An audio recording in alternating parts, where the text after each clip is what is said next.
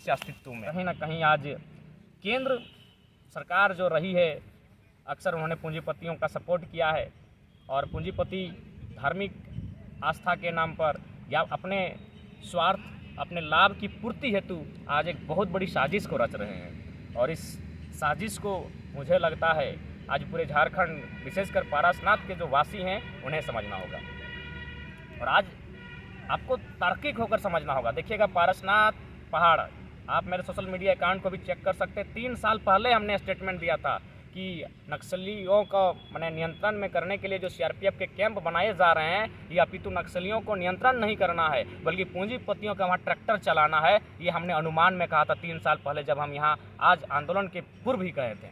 आज देख सकते हैं पर्वतपुर के आसपास एक पिकेट बना है, एक निमिया घाट में पिकेट बना है।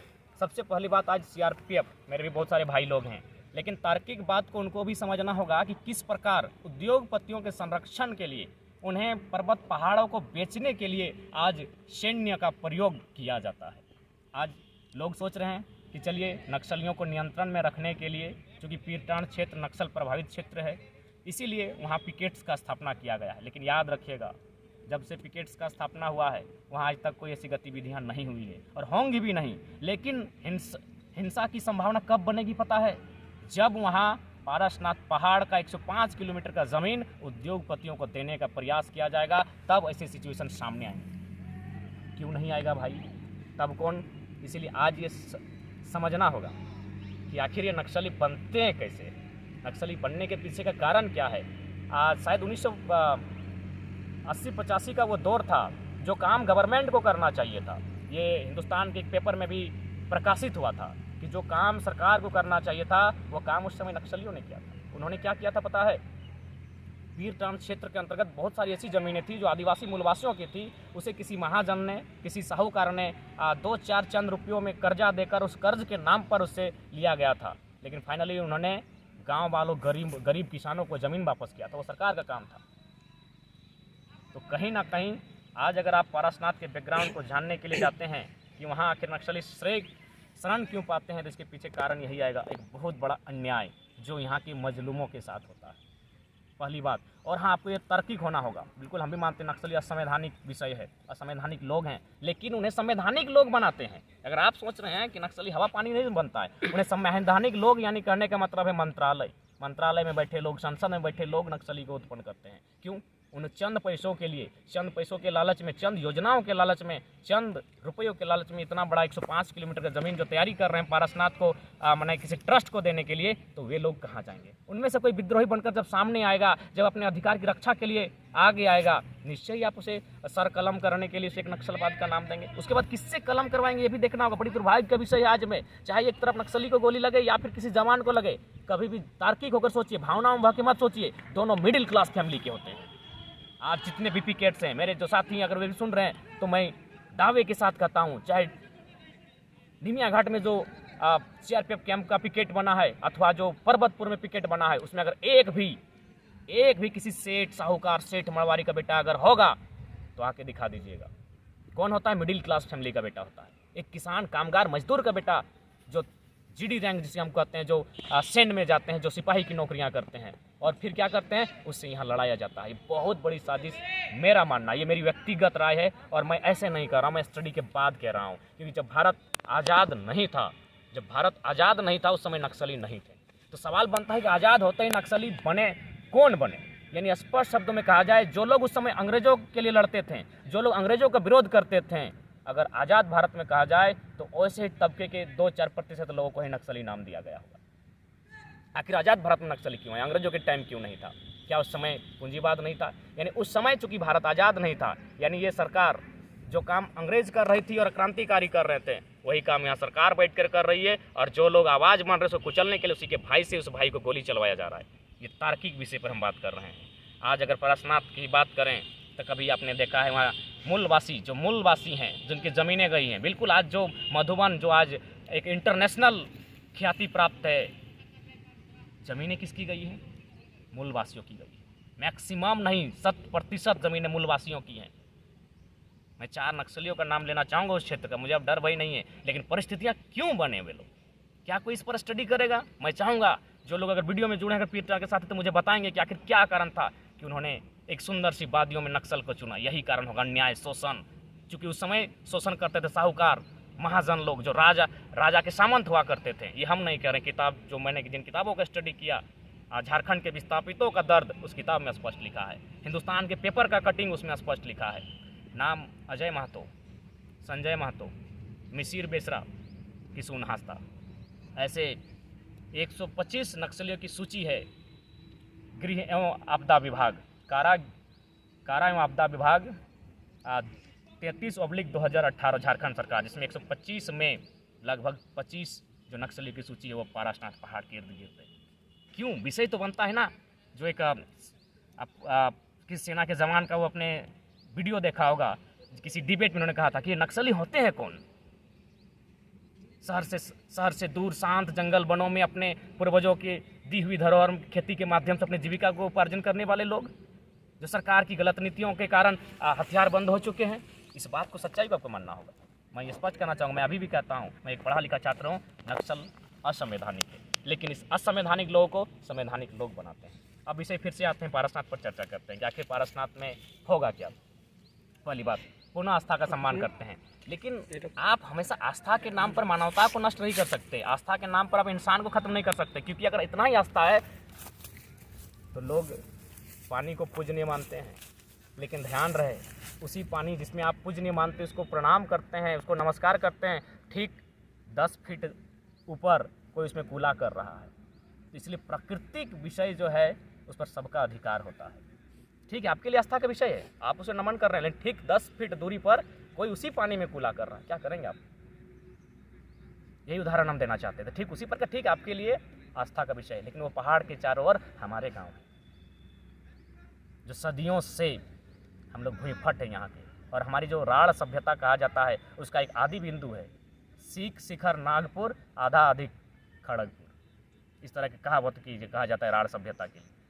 तो आज ये विषय, अगर आज पारसनाथ के इर्द गिर्द जो लोग हैं, जो गांव वाले हैं, अगर वो जागते नहीं हैं तो मुझे लगता है आने वाले दिनों में बहुत बड़ा संकट आएगा। और इसीलिए, और आपकी एक जानकारी के लिए बता दें, हमारी बात एक झुमरा पहाड़ के भी साथी से हुई। उन्होंने स्पष्ट कहा है कि झुमरा पहाड़ में भी जो पिकेट्स लगाया गया है, नक्सली तो मामूली विषय है। आज उनके पास है क्या? ना आधुनिकता है, ना कुछ नहीं है। मेन विषय वो ज़मीनें सुनने में आया किसी उद्योगपति को दी गई है। झुमरा पहाड़ के नीचे की ज़मीनें जबरन किसी उद्योगपति को दी जाएगी। मैं नाम का खुलासा नहीं कर रहा हूँ, क्योंकि मैंने पूरी तरह से उसमें अध्ययन नहीं किया है। जिस दिन मैं अध्ययन कर लूँगा उस विषय पर भी मैं पूर्ण जानकारी आपके सामने रखूँगा। जिस दिन उस उद्योगपति ज़मीन पर चारों ओर अपने बाड़े लगाएगा, अपने कटीले तार को घेरेगा, जाहिर सी बात है गांव के लोग विरोध करेंगे।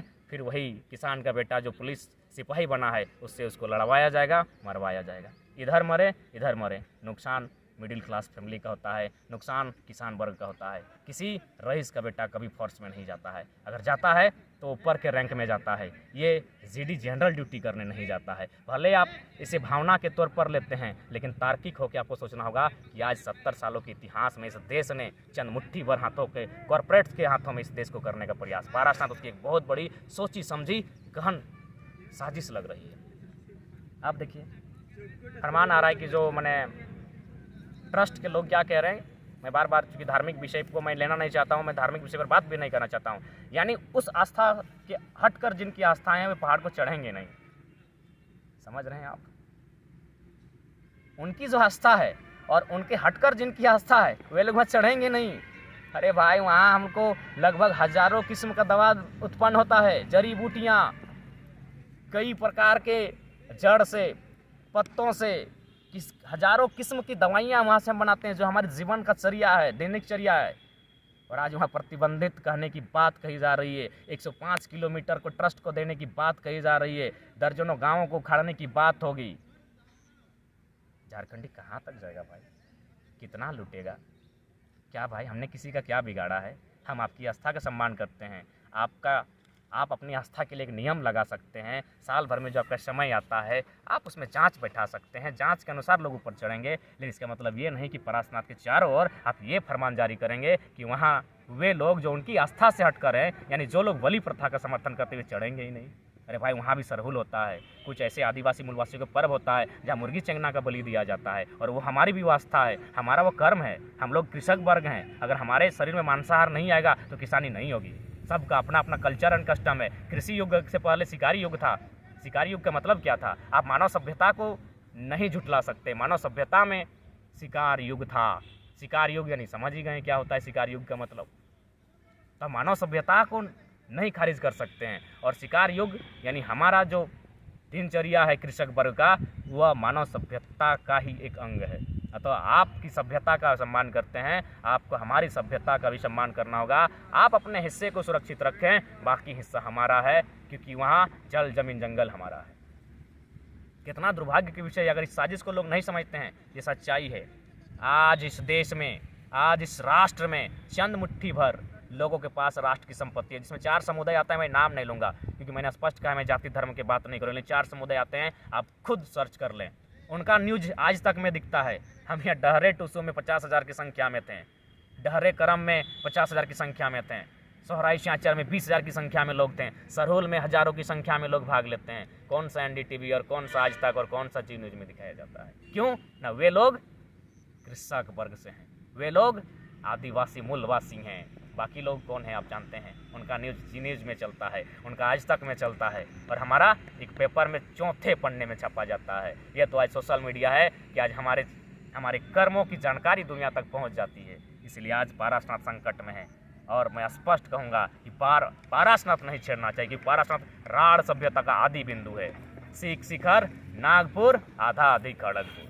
शिखर मतलब वही पाराशनाथ की बात कही गई है, वो हमारी सभ्यता का, हमारी संस्कृति का एक बिंदु है। इसीलिए पाराशनाथ से छेड़छाड़ किसी भी हाल में एक पाराशनाथ के बेटे को मंजूर नहीं होना चाहिए। बाकी लड़ना या ना लड़ना विषय आपका है। हमने जो अभी तक मंथन किया, जो चिंतन किया, वो आपके सामने मैंने रखा। बाकी और भी, क्योंकि पाराशनाथ के विषय में आसानी से टॉपिक खत्म नहीं हो सकता है। ये आज के 2 घंटे का अध्ययन है, अभी बहुत सारे विषयों पर बात होगी। वहाँ किस प्रकार मैंने एक षड्यंत्र के तहत, और मैंने स्पष्ट कहा, वहाँ आग अब गांव वाले नहीं लगाते हैं, अब आग उद्योगपति लगाते हैं। इसलिए आग लगाते हैं कि जैसे ही वहाँ जंगल खत्म होगा, वहाँ बड़ी बड़ी कोठियाँ, बड़ी बड़े बंगले, बड़े बड़े रिसोर्ट बनाए जाएंगे, जो पर्यटक को लुभाया जाएगा। अरबों खरबों का व्यापार होगा। किनका? मैक्सिमम लोग गुजरात से आए हैं। मरेंगे झारखंड के लोग, कटेंगे झारखंड के लोग, लड़ेंगे झारखंड के लोग, बर्बाद होंगे झारखंड के लोग, और गुजरात के चंद उद्योगपति पाराशनाथ को कब्जा करने आ रहे हैं। आपकी आस्था का पुनः सम्मान करते हैं। आप दूसरा विकल्प चुनिए, आपके विकल्प का, आपके नियमों का, शर्तों का भी सम्मान है, लेकिन ये फरमान नहीं होना चाहिए कि जो लोग मुर्गी चेंगना की बलि इत्यादि देते हैं वो पाराशनाथ से बेदखल किए जाएंगे, क्योंकि जंगल में हमारी आस्था है, जंगल के बीच हम रहे हैं। साफ शब्दों में कहते हैं, हाँ हम लोग भी जंगली हैं, और शिकार हमारा कल्चर, शिकार से ही हम मानव सभ्यता का आगाज हुआ है। उससे पहले ना घर था, ना द्वार था, ना कृषि थी। शिकार से ही मानव का जीवन काल का पहला लक्षण शिकार से दिखता है। तो शिकार में क्या होता है ये सभी जानते, कहने की बात नहीं है। तो आप किसी सभ्यता को झुठला नहीं सकते हैं। हम आपकी सभ्यता का सम्मान करते हैं, आपको हमारी सभ्यता का मान रखना होगा। इसलिए आज पाराशनाथ के इर्द गिर्द रहने वाले गाँवों को थोड़ा सा सोचना होगा। अगर आज वो नहीं सोचते हैं तो एक दिन ऐसा आएगा, 105 किलोमीटर, समझ सकते हैं कितनी बड़ी ज़मीनों को ट्रस्ट के नाम देने की तैयारी चल रही है, और सरकारी कब्जे BDOC उनके अधीन है। अरबपति हैं पाराशनाथ में। जितने भी मधुबन में जितने भी उद्योगपति आकर बसे हैं गुजरात से, सब के सब अरबपति हैं, उनसे सामना नहीं कर पाएंगे। सरकारी महकमों में ये तैयारी चल रही है, जोरों से चल रही है, पाराशनाथ से गांव वालों को बेदखल करने की। जानकारी होगी आपको, कुछ दिन पहले हम लोग वीडियो भी डाले थे। एक बुधनी देवी है, एक दलित महिला है बुधनी देवी, फॉरेस्टर आके उसके घर को तोड़ देती है, कहती है कि फॉरेस्टर में बनाए प्रधानमंत्री आवास। सबसे पहला बात तो वहाँ कटघरे में CO BDO सब आएंगे। अगर वो फॉरेस्टर की ज़मीन थी तो वहाँ प्रधानमंत्री आवास अलॉट कैसे किया गया? अरे जाइए, सैकड़ों कोठी बनी है पाराशनाथ की ज़मीन पर, कोई डंडा नहीं, कोई कानून नहीं। इसलिए हम बार बार कहते हैं, इंडियन पुलिस एक्ट की बात हम हमेशा करते हैं। इंडियन पुलिस एक्ट 1861 में अंग्रेजों ने इसीलिए बनाया था इंडियन पुलिस एक्ट, कि ज़्यादा से ज़्यादा हवलदार, चपरासी और माने जमादार, इसमें भारत के लोगों को नौकरी दिया जाए, और जब भी कोई आंदोलन हो, उस आंदोलन को चलने के लिए इनके हाथों में लाठी बंदूक देकर उन्हें पीटा जाए। यानी किसान के बेटे से किसान के बेटे को अंग्रेजों के टाइम से आज तक पिटवाया जा रहा है, और हम लोग गर्व से कहते हैं देश सेवा। क्यों? देश में आदिवासी मूलवासी नहीं आते हैं, पारास्नाथ का पहाड़ किसी व्यक्ति विशेष, जाति धर्म विशेष का होता है? हम गर्व से कहते हैं जी नहीं, आज तार्किक होकर सोचना होगा, नहीं तो आने वाला दिन इसी प्रकार साजिशें होंगी। एक भाई सेना में जाएगा, एक भाई नक्सली बनेगा, और फाइनली दोनों एक दूसरे को गोली मारने के लिए तैयार रहेंगे। ये कंडीशन देश के हालात बन रहे हैं। ये हम कहाँ कह रहे हैं, बक्सर जाइए, अब जहाँ जाना है, जहाँ जहाँ पहाड़ है, जहाँ जहाँ प्राकृतिक संपदा है, वहाँ ऐसी स्थिति है। क्या नहीं खोया है हमने? जाइए 50 साल पीछे चले जाइए, किस प्रकार अन्यायपूर्वक हमारी ज़मीनों को कभी टाटा ने, कभी BCCL ने, कभी CCL ने, तमाम कंपनियों ने, तमाम परियोजना के नाम से लिया गया है। क्या मिला हमें? अब ट्रस्ट के नाम पर और किसी आस्था के नाम पर हमारी ज़मीनें, हमारे गांव, हमारे जंगलों को, हमारे पहाड़ों को, हमारी नदियों को छीनने का प्रयास किया जा रहा है। झारखंड का मतलब ही था जल, जमीन, जंगल। स्वर्णरेखा नदी का पानी टाटा का हो गया, पता नहीं चला। पेपर पढ़ते हैं ना, पढ़ लीजिएगा। स्वर्णरेखा नदी का पानी टाटा का हो गया है। पंचेत डैम का पानी BSL का है। अब पारास्नाथ पहाड़ किसी ट्रस्ट का होने जा रहा है। बाकी हम लोग झाल बजाने के लिए हैं, हम लोग गर्दन झाल बजाने के लिए कटाते हैं। ज़मीनें हमारी, कॉलेज स्कूल बनेगा हमारी ज़मीनों पर, और प्रिंसिपल बन के आएंगे यूपी बिहार के लोग। यहाँ के छात्र झाल बजा रहे हैं। ठीक है, इस विषय में और भी बात करेंगे। आज की स्टडी में इतना ही मैंने पाया, और फिलहाल क्रिकेट का मैच भी चल रहा है, बैटिंग का नंबर आ रहा है, क्षमा चाहेंगे। जय झारखंड, जोहार झारखंड। पुनः कहेंगे, मेरी पहचान माटी राड़ से है, मेरी पहचान पारास्नाथ पहाड़ से है। उतर वो।